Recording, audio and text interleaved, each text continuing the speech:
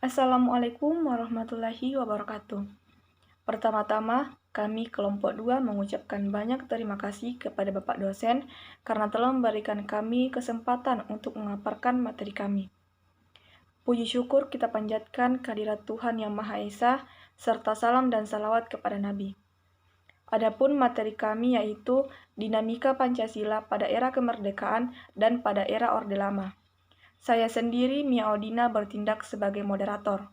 Kemudian ada Saudara Muhammad Asrin sebagai pemateri pertama, ada Saudari Almiftah Alif Hairan sebagai pemateri kedua, ada Taufik Hidayat sebagai pemateri ketiga, dan ada Teresia sebagai pemateri keempat. Baik, materi pertama akan dipaparkan langsung oleh Saudara Muhammad Asrin. Kepadanya disilahkan. Assalamualaikum warahmatullahi wabarakatuh. Perkenalkan nama saya Muhammad Asrin dari kelas D. Terima kasih kepada moderator yang memberikan kesempatannya kepada saya untuk mempresentasikan materi terkait dinamika Pancasila pada era kemerdekaan dan pada era Orde Lama. Bagaimana Pancasila berkembang era kemerdekaan dan di periode lama. Mari kita lihat peristiwa penting dan perbandingannya. Yang pertama, latar belakang kondisi Indonesia pada saat kemerdekaan. Indonesia dihadapkan pada berbagai macam seperti penjajahan, konflik antara suku, dan politik yang tidak stabil. Jadi teman-teman, sebelum Indonesia merdeka, Indonesia itu dijajah sama negara lain. Itu yang dinamakan oleh penjajahan. Terus ada juga konflik antara suku. Terus politik yang tidak stabil, teman-teman. Terus visi Bung Karno pada saat itu, Presiden pertama Indonesia, Soekarno memiliki visi bahwa Pancasila harus mampu menjadi dasar bagi negara yang baru lahir.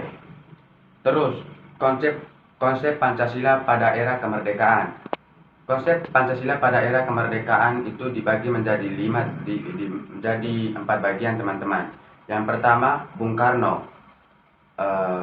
Soekarno mengembangkan Pancasila sebagai dasar negara baru yang berada dari kolonialisme. Jadi teman-teman, Soekarno mengembangkan Pancasila sebagai dasar negara, yang dimana dalam dasar Pancasila itu ada 5 pilar, teman-teman. Contohnya salah satunya itu ketuhanan yang Maha Esa. Jadi kita itu harus menaati semua perintah dan menjauhi segala larangan, itu teman-teman. Perintah dari masing-masing Tuhan ya, teman-teman. Terus teman-teman, selanjutnya konsep Pancasila pada persatuan, teman-teman.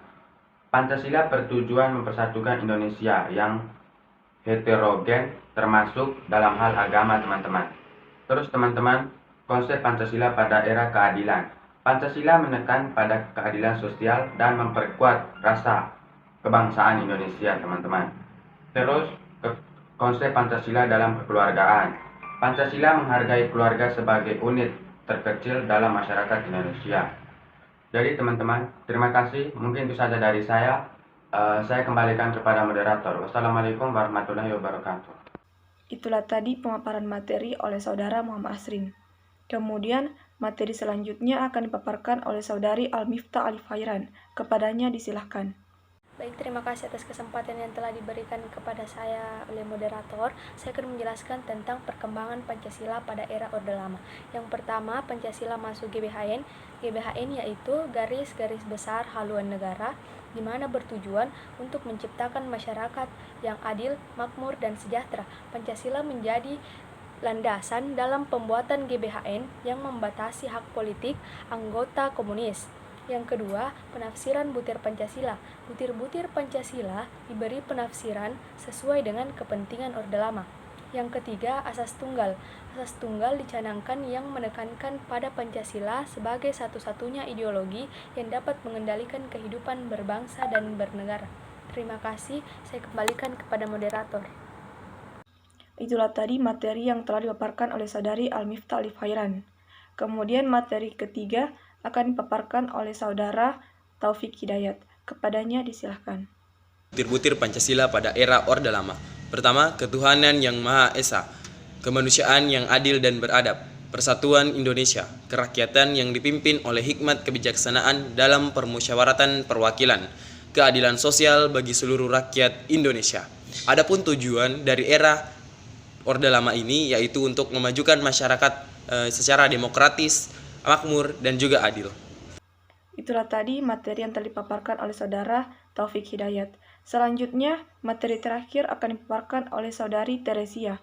Kepadanya disilahkan. Perkenalkan, nama saya Teresia Dekornama Talangi dari kelas D kelompok 2. Di sini saya akan melanjutkan materi tentang perbandingan Pancasila pada era kemerdekaan dan pada era Orde Lama. Yang pertama itu ada tujuan asli. Pancasila pada era kemerdekaan menekankan pada tujuan berdirinya negara, sedangkan Pancasila pada era Orde Lama menekankan pada pentingnya mempertahankan stabilitas politik.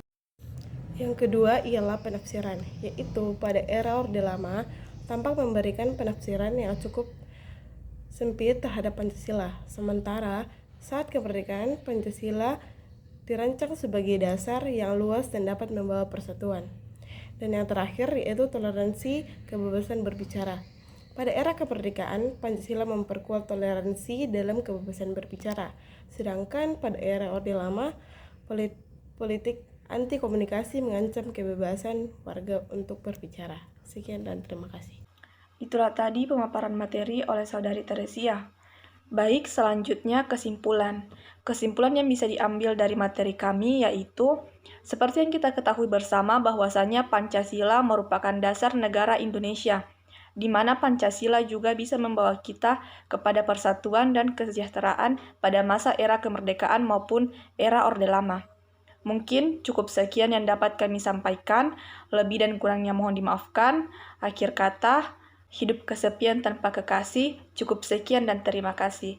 Nun wal qalami wa mayasturun, nun demi pena dan apa yang dituliskannya. Wassalamualaikum warahmatullahi wabarakatuh.